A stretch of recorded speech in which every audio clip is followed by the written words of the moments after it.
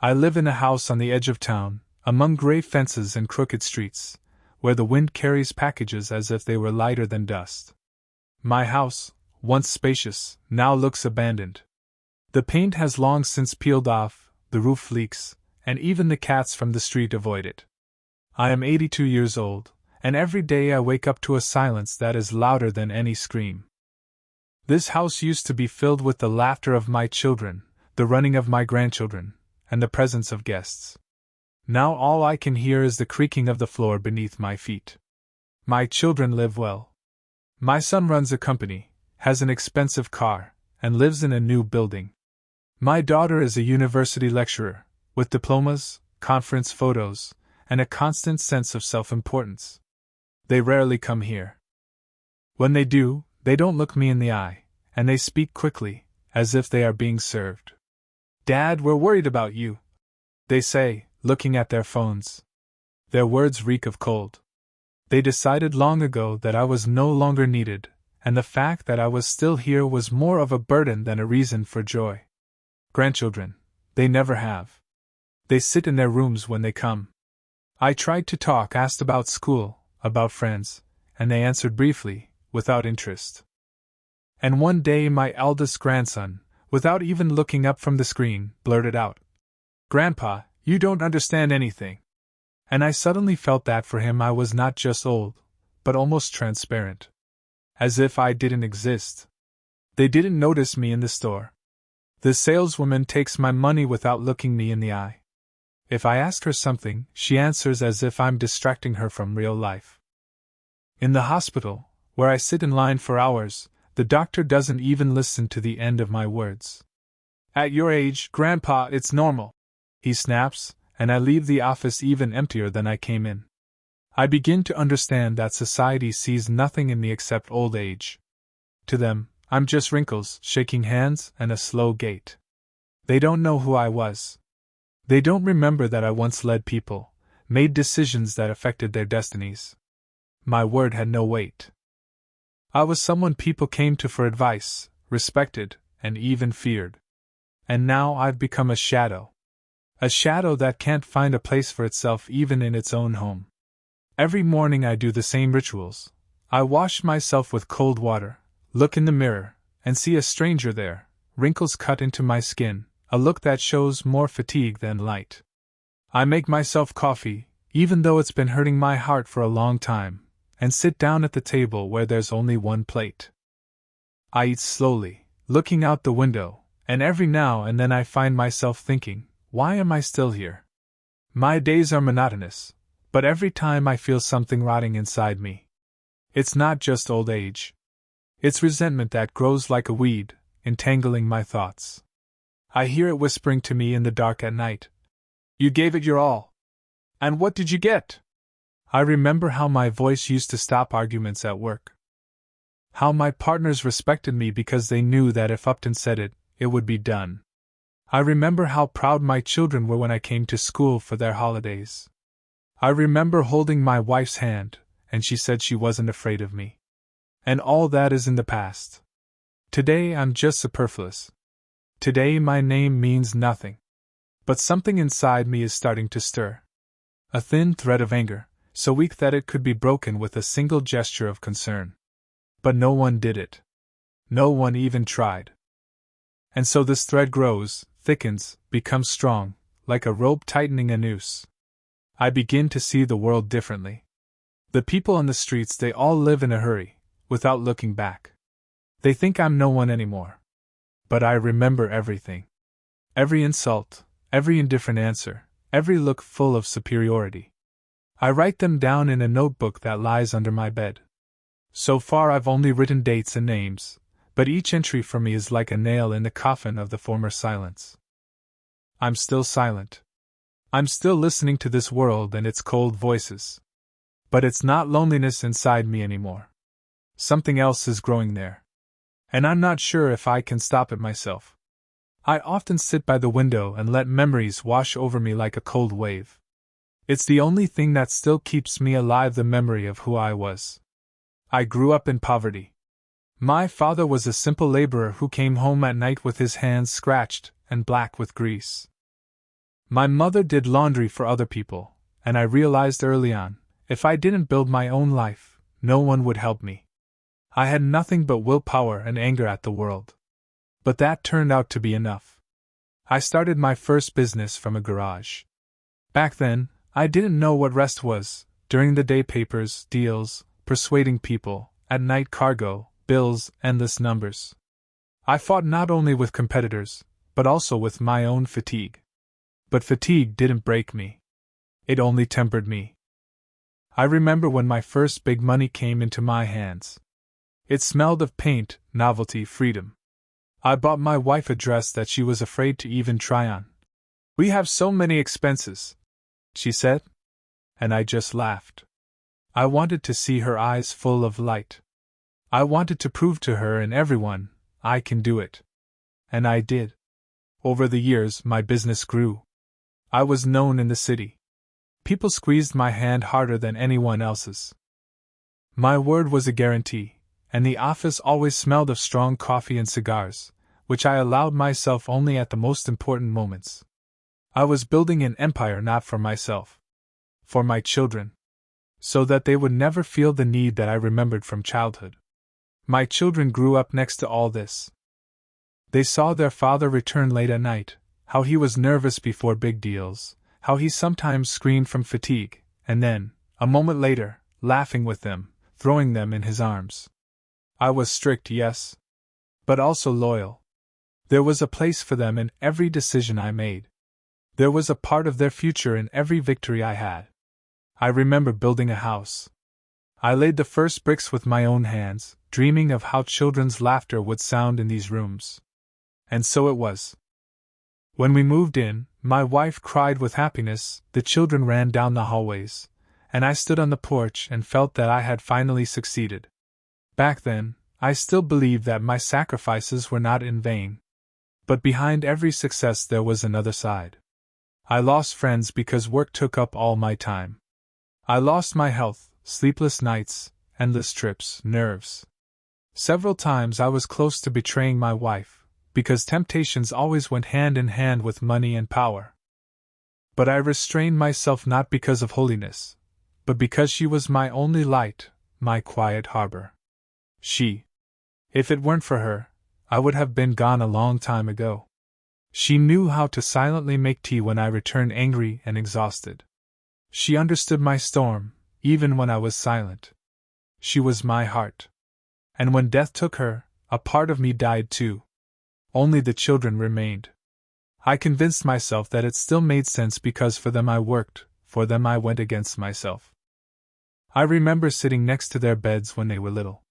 Reading fairy tales, pressing the blankets so they wouldn't freeze. How they looked at me with trust, how they called me a hero. And now they don't even have an hour to listen to me. They live in the luxuries I have provided for them, and they look at me as if I were a relic of a bygone era. The contrast hurts my heart. Because I remember a time when my life was full of meaning. I remember my youth, when every day was a battle and a victory at the same time. And now my greatest achievement is that I made myself soup and didn't forget to take my pill. Memories haunt me.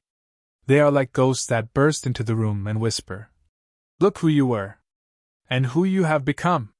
And the longer I stare at these pictures of the past, the more I feel robbed. I gave everything. And what did I get in return? Emptiness. Oblivion. Sometimes I open old photo albums. I look at my face young, confident, with the same eyes that are now clouded. I look at my wife, at her smile. At the children who held my hands. And one question pulses in my head, was it worth it? I don't know. I only know that memories don't warm me. They only tear me apart from the inside. They are like a knife that I stab myself with, over and over again. But I can't let them go. Because if I forget my past, then there will be nothing left of me. My life now is a series of small defeats, so mundane and humiliating that they cut no less than great tragedies. People around me think that old age is just fatigue, slowness, forgetfulness. But they don't see the main thing. Their every gesture of indifference is a blow. And I receive these blows every day. I'll start with my own children. My son, the same one for whom I once built an empire, now avoids me. He calls once every few weeks, and then only to check whether I'm still alive. His voice sounds like he's reading a job description. Dad, are you okay? Do you have the medicine? Well, hang in there. And then hurry excuses, and you can already hear short beeps. I sit in silence with the phone in my hand, as if with a cold stone. My daughter comes more often, but her visits don't make me feel any better. She sits in the kitchen, puts her laptop on the table, and without looking at me, types letters. Her presence is like a shadow. She can ask, Dad, have you eaten? And not even wait for an answer. She is only concerned with her own schedule, her own students, her own conferences. Sometimes she advises me to be more active, go to the club for retirees. I just keep quiet. She does not understand that I do not want to sit at the same table with people who have faded even faster than me. And the grandchildren. They do not hide their contempt at all. Once the eldest, the same one who once listened to my stories about my youth with admiration, brazenly threw, Grandpa, you are boring. You confuse everything. Listening to you is torture. His words cut into me deeper than a knife. I did not even find an answer. I only turned my head to the window so that he would not see how much I hurt. I learned a lesson from him. Even your own blood can reject you when you're no longer strong. But what destroys me most is society. It perceives me as if I were already half in the grave. I'm standing in line at the store, and young people push forward without looking at me. When I dared to make a remark, the guy laughed and said, Grandpa, don't be stupid. And everyone around smiled too, but not at me, they laughed at me. I felt like a clown in a circus that no one asked to enter the arena. In the hospital, I'm a nobody. When I try to tell the doctor about my pain, he interrupts me. It's normal at your age. There's fatigue and disgust in his voice. As if I'm to blame for living to my age. I leave the office, and another stone of resentment settles inside me. I started keeping a diary. Not for myself, in order not to forget. In it I write names, dates, small details. That guy in the store. The doctor who didn't even look my way. The neighbor who turned away when I asked for help lifting a bag. Even my own grandson who called me boring. Each of them has a place on my list. It's not a diary, it's a register. A catalogue of indifference that grows every day. When I write, I feel a strange relief.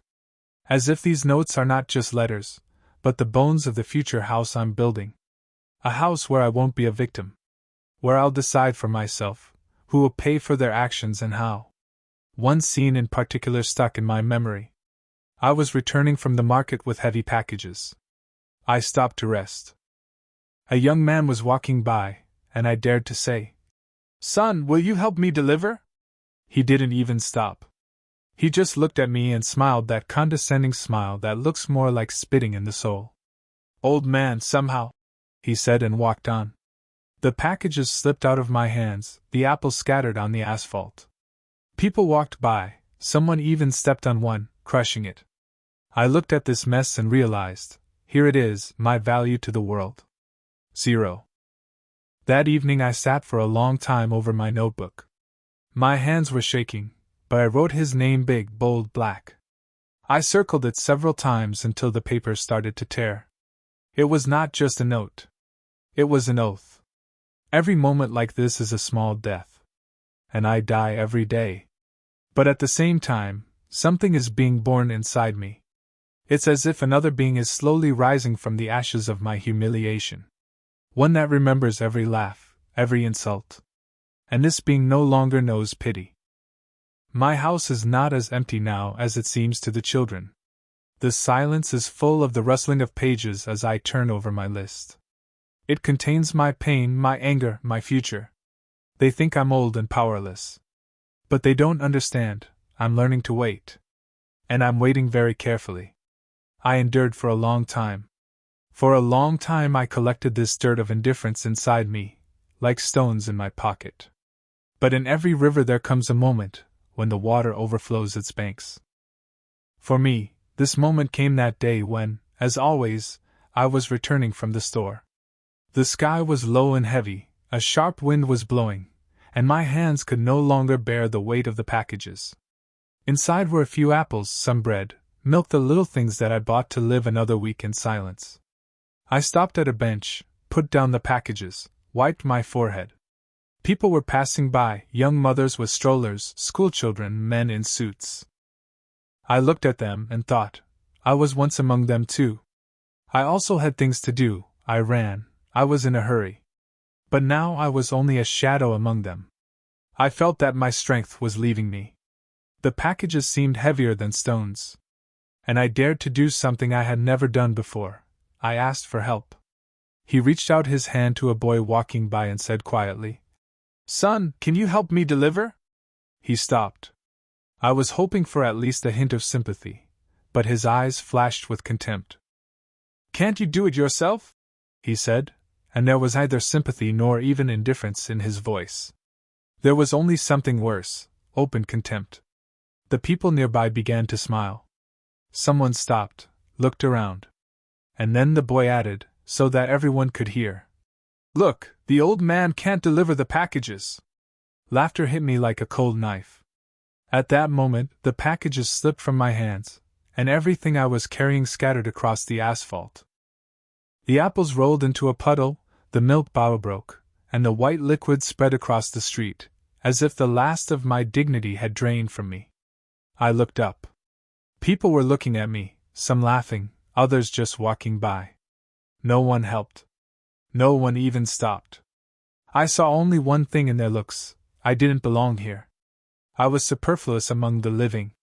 My vision blurred. I felt something old and dark awaken in the depths of my heart. It was not resentment or pain. It was something else, cold, hard as stone. It rose from the dark depths of my soul and whispered, "Enough." I bent down, slowly gathered what was left usable, and walked on. But I was walking differently. My hands were shaking not from old age, but from suppressed anger. All I could hear in my head was laughter, their laughter, tearing apart my consciousness. But instead of shame, I felt something new, a strange clarity. When I entered my house and closed the door, silence greeted me as it always did. But this time it wasn't empty. It became a resonance of my anger. I sat down at the table, took out my notebook, and opened it. The pages were filled with names, dates, small details. But today, for the first time, I wrote more than just a name. I wrote, "Time to start the game." The thought didn't scare me. On the contrary, it brought me relief. I realized I was no longer a victim. I was a player. They thought that old age had robbed me of my strength. But they had forgotten who I was. They had forgotten that I had once built an empire not only with my hands but also with my mind. That I knew how to manipulate, to plan, to wait. And now all those skills were awakened again. I walked through the rooms of my house. In the dark corners, in the old furniture, I felt the presence of a new entity, the real me. The one I had lost under the weight of the years. The one who does not forgive. I stood in front of the mirror. My reflection was wrinkled, tired. But in my eyes I saw something else, a cold gleam. The eyes no longer belonged to the old man. They belonged to the hunter. And for the first time in a long time I smiled. It was not a good smile. It was the smile of someone who had already made a decision. I knew there would be a game ahead. It would not require shouting or fighting. It would be quiet, intelligent, elegant. And in it, not muscle power, but the power of the mind would win. All who once laughed at me, all who turned their backs, would feel my breath behind their backs. They would not even guess that it was me. But when their masks fall, when their lives begin to burst at the seams, I would be there. That night, for the first time in years, I went to bed without a feeling of emptiness. I closed my eyes and heard my own voice in the silence. "Now it's your turn." And sleep came quickly, but it was not the sleep of an old man. It was the sleep of a player who had finally waited for his turn. When you live in the shadows for a long time, you begin to understand, real power is not in shouting and not in hitting. It is in silence, in the ability to wait and press at the right moment. After that day on the street, I was no longer an old grandfather who could be ignored. I was a hunter who woke up after a long hibernation. I began to act carefully, step by step. First, I took out old notebooks and documents. My cabinets still contained archives from the past, contracts, agreements, notes. There were telephone numbers, addresses, names of those with whom I worked decades ago. Many of them are already in the ground, but some are still alive. Old wolves who also knew how to wait. I knew, there are no chance meetings in this world, and even old contacts can come to life if you pull the string right. I began to call. The voices, surprised, hoarse, old, answered. Upton? Is that you? I thought you were already alive, I answered. And I have a case. We didn't need long explanations. Old wolves understand each other without unnecessary words. We all knew, it was time to remember who we were. I created a plan. Not bloody, not direct. I wasn't going to hit or scream. My revenge was to be subtle, psychological. I wanted them to destroy their own lives. For their masks to fall off, and the truth they feared to be revealed beneath them. I started with my own family. My son, a proud businessman, had long learned to deceive his partners and even his own wife. I knew this because I had taught him at one time that the world was cruel and that one had to play hard. But now I used his methods against him. Through old connections, I sent several anonymous letters to his competitors, laying out, random, details of his activities. A little truth, a little half-truth, and the gossip machine started working. He didn't know where the wind was coming from yet, but he could already feel its coldness. My daughter was a teacher. Her weakness had always been arrogance. She loved to demonstrate her moral superiority. So I held up a mirror for her. An anonymous letter to her superiors with excerpts from her own lectures, where she had allowed herself to speak too harshly. Of course, these were fragments taken out of context, but who listens to explanations now? The university began to whisper. She felt what I felt, indifference and condemnation. And the grandchildren? I wasn't going to harm the children directly. They were still too young. But I skillfully created situations where their irresponsibility became obvious to everyone. One of them liked to borrow money, the other boasted to his friends about things he hadn't done. A little push, and the truth came out. Their pride cracked, and for the first time they felt shame. My game went beyond the family. I remembered everyone who had ever humiliated me in recent years. That doctor who had brushed off my words. Now his name had surfaced online in an article about misdiagnosis. It was easy enough just remind the journalist of an old story that everyone was trying to cover up. That guy in the store? I found him too. It's not hard to find out who he is and where he works. And when his company started investigating their missing money, he became the prime suspect. Although I had only dropped a few hints into the right ears. It all seemed like a coincidence. A chain of circumstances. No one could have imagined that an old man sitting in his house on the outskirts was weaving these threads. And I just watched and wrote down new dates, new names, new falls in my notebook. With each step I felt something long forgotten reborn in me. I was becoming myself again.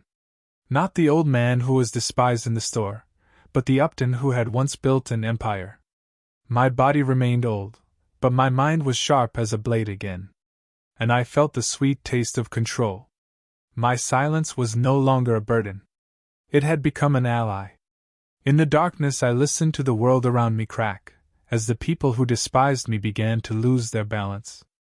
And I knew this was only the beginning. I was no longer afraid of my age. On the contrary, they had become my mask. Who would suspect an old man who could barely move? Who would believe that behind the wrinkles and trembling hands lay a cold mind? That was my advantage. And I used it ruthlessly. I didn't raise my voice. I didn't lay a hand on anyone. But I could feel their lives slowly unraveling, their own entanglements in their lies, their arrogance, their own weaknesses. And I just watched. And finally I smiled. Because now I was no longer the victim. I was the one holding the strings. My game lasted weeks. Maybe months. I stopped counting. Time no longer mattered to me. Only one thing mattered. I was in control again. I saw the masks falling around me. And that was my quiet pleasure. My son, my proud businessman, now walks around pale and silent. His partner turned away, deals fell through one after another. His confidence, his grandeur, all of it crumbled like the apples that once fell from my hands onto the asphalt. He looks in the mirror and sees not a winner, but a driven man who is afraid of his own shadow. My daughter no longer shines in front of the students. Now in the university corridors they whisper about her unethical statements. She tries to prove herself right, but I see, her pride has cracked. Her posture has lost its directness, her voice has become muffled. For the first time in her life, she understands what it means to be ridiculed and rejected. She felt what I felt in the doctor's office, in the line at the store, on the street, where they laughed at my hands for not holding the packages. Grandchildren. They now avoid other people's eyes. One had to explain his debts, the other blushed in front of his friends. For the first time, they knew the bitterness of shame that I had swallowed for years. And although they are still young, this lesson will stay with them. The doctor who dismissed me is now himself under the close scrutiny of colleagues and journalists. His reputation is ruined, and he no longer looks down on patients. Because now his own eyes are looking for mercy where there is none. And even that guy from the store. I learned about his panic when he was suspected of fraud. He ran, screaming about his innocence, but who listens to screams when a scapegoat has already been found? He felt helplessness for the first time. The same one I experienced then, on the street. And I sat in my house and watched the world outside the window slowly change. Not for everyone, for those I marked in my notebook. And what was most surprising, no one guessed. Everyone thought it was a coincidence, a bad luck, a chain of coincidences. But I knew, it was my work. My cold, elegant payback. And now, when they look at me again, it's not the same as before. There's caution in their eyes. Maybe even fear. They don't know why, but they feel, there might still be power hidden in those old eyes. I'm no longer transparent. No longer a shadow. They don't applaud me. They don't thank me. And I don't need it. Because it's not about gratitude. It's about never daring to disrespect again. They've learned to appreciate even the silence of an old person. Through pain, through loss, through their own shame, but they've learned. I'm sitting at the table, my notebook in front of me. The pages are almost full. Names, dates, short notes. Each line is a wound that has now healed. I take my pen and write the last entry. Slowly, confidently, without trembling. Old age is not the end. It is a sentence for those who forget that experience is hidden in wrinkles, and strength in silence. I do not ask for respect. I take it. I close the notebook. And for the first time in many years, I breathe easily. Because I am no longer a victim. I am a lesson. Subscribe and like. And tell your friends about this video.